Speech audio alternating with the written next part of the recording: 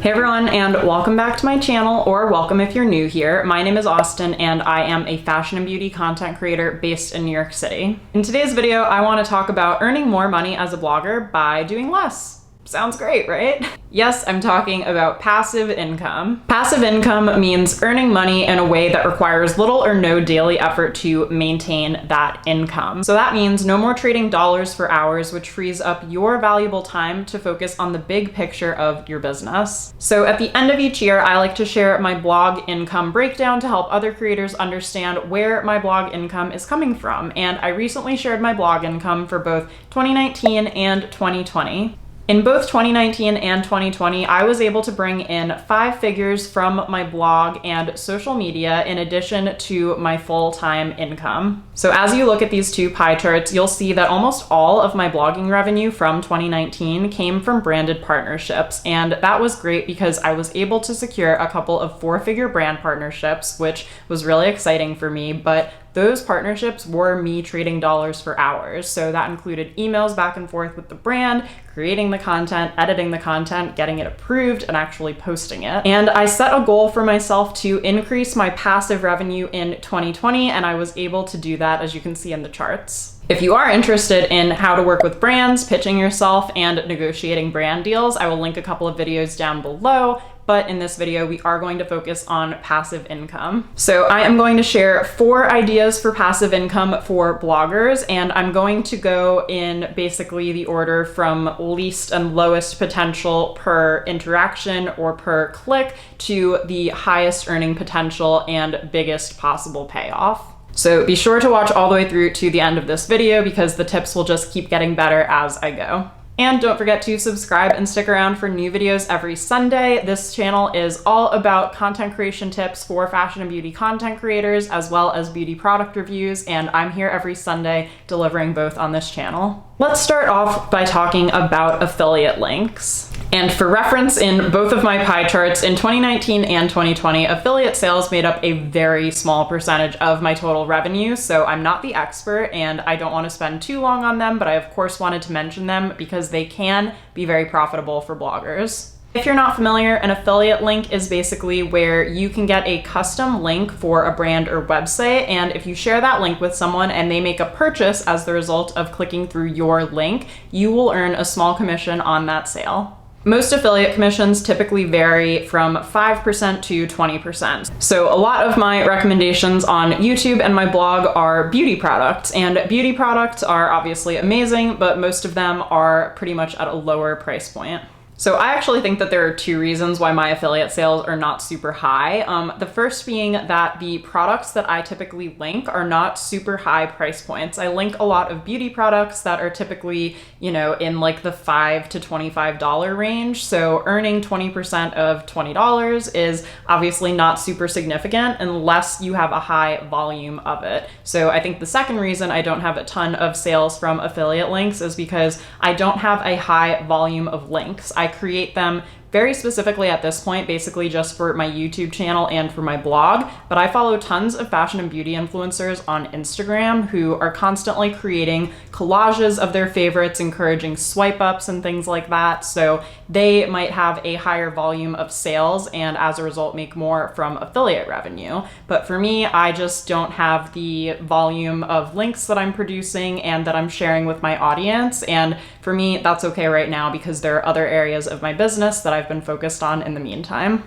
One little thing I wanted to note about affiliates, if you do choose to share them on your blog and YouTube channel, of course, make sure you include a disclosure saying that it is an affiliate link and that you will earn a slight commission if someone chooses to purchase from you. But of course, there's no obligation. You can actually check and scroll down to the bottom of this video for my disclaimer on YouTube if you need a little bit of inspiration for what to say. And the other thing I wanted to point out is if you share a swipe up link on Instagram, Instagram limits the window of when a cookie is active. So you might not necessarily get the sales even if someone clicks through and purchases from your link. There's just a small window for when those affiliates stay active. So if you have swipe up access on Instagram, I would recommend swiping up to your blog or website or to a YouTube video where someone can click through the link there and it will have a longer life than it will if you just do the swipe up on Instagram.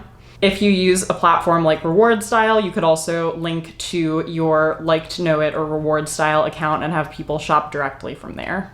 Okay, moving on to idea number 2, which is to enable ads. And I will talk about ads mainly on your blog. I currently don't run ads on my blog, and so all of the ad revenue that you guys saw in those pie charts earlier actually comes from my ads on my YouTube channel. If you are a YouTube content creator, you can monetize your channel once you hit 1,000 subscribers and 4,000 watch hours.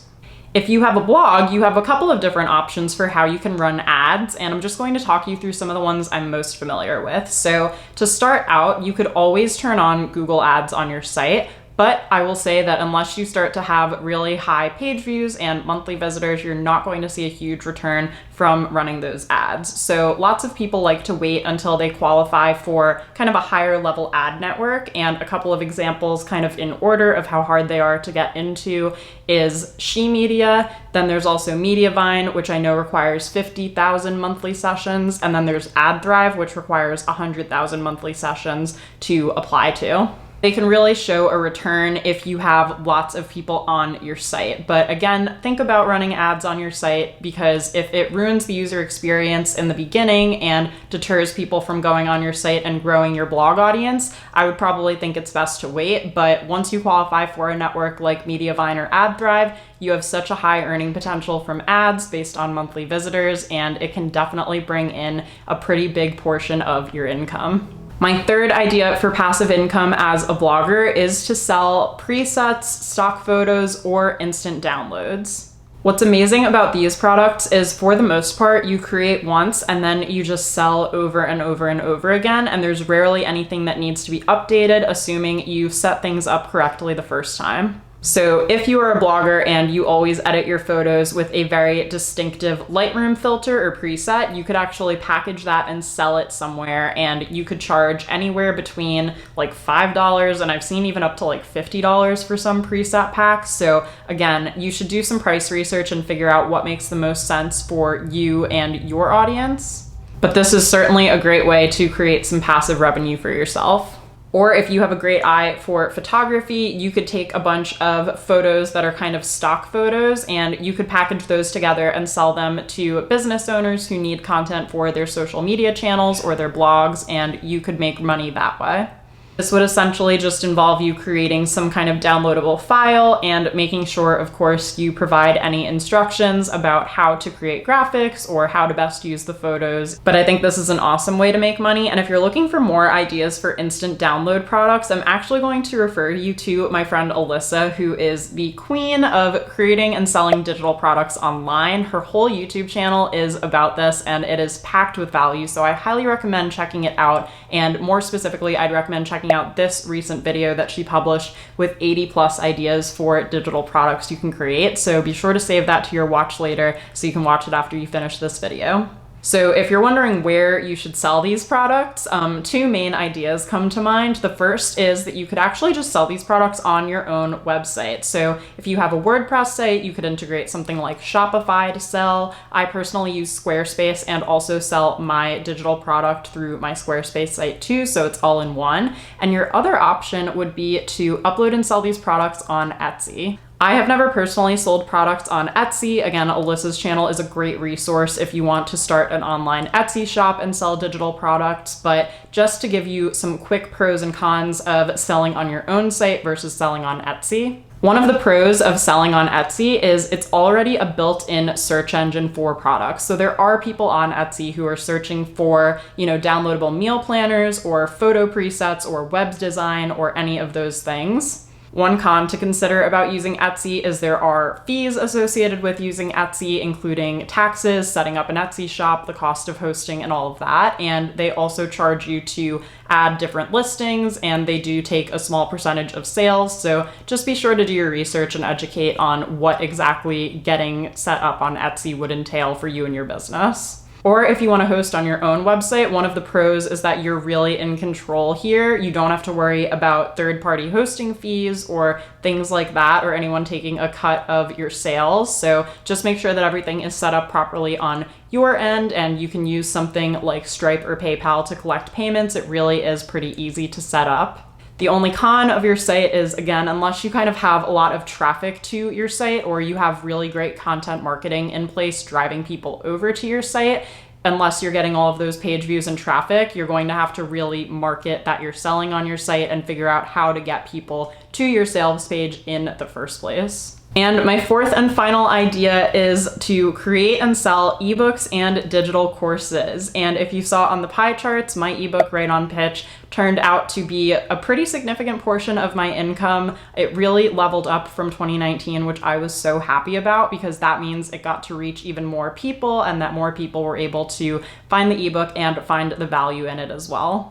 So I'll talk mostly about the ebook process, and if you're interested in creating your own ebook, I actually have a whole blog post where I talk about how to create an ebook for free from start to finish, from coming up with the idea to actually getting some beta testers to see how it goes, and then marketing that product and making sales. So I will link that blog post down below for you to check out after you finish this video. Again, I think the beauty of an ebook or a digital course is you can really put all of your amazing information in one place. You can charge a high ticket price point for access to these items, and they require little maintenance. So I would suggest referring back and updating any ebooks or digital courses you have every 6 months to 12 months, but you really don't have to do much day-to-day maintenance with these. And unless you are creating some kind of really intense course about an industry that's rapidly changing, for the most part, you can create evergreen content that will help someone achieve a goal or solve a problem, and you can market that and package that all into one really nice, beautifully presented, and like I said, high ticket price point item. I haven't really dipped my toes into the world of digital courses yet, but you could choose to host on a site like Teachable or Kajabi, and again, they kind of have all of the systems in place for how to set up different modules and how to attract students. And again, they are also searchable platforms, so people can go on these platforms and look for courses that they want to take, and they might just stumble across yours. I just think that every blogger has so much knowledge to share, and whether you are a fashion blogger and you want to help create like a capsule wardrobe ebook for someone to really pare down and figure out what's most important to them in their closet, or you are a successful beauty influencer and want to create a course about how others can also be successful beauty influencers, there are so many different avenues you can take with it and focus on the skills that you have learned becoming a blogger or content creator, or even skills that you teach within your own niche, whether that's fashion, beauty, travel, or anything else. If you'd like me to talk a little bit more about how I created my ebook in a YouTube video, please let me know in the comments down below. I think that would be a really fun video to get into. And again, creating an ebook is such an awesome way to really reach a lot of people and go one to many rather than one to one, to again create passive income for yourself and save your valuable time for more big picture tasks. All right, everyone, and so those were my 4 ways to earn passive income as a blogger in 2021. So affiliates, ads, presets or downloads or anything along those lines, or ebooks and digital courses. Leave me a comment down below and let me know which one of these you're most interested in, and if you're going to be doing any of these in 2021, I'm super curious to hear from you what you think. Please don't forget to subscribe to this channel for new videos every Sunday with lots of tips for content creators as well as beauty product reviews. And give this video a thumbs up down below if it gave you some ideas or helped you out. Thank you again for watching. Have an awesome rest of your day, and I will see you in my next video. Bye!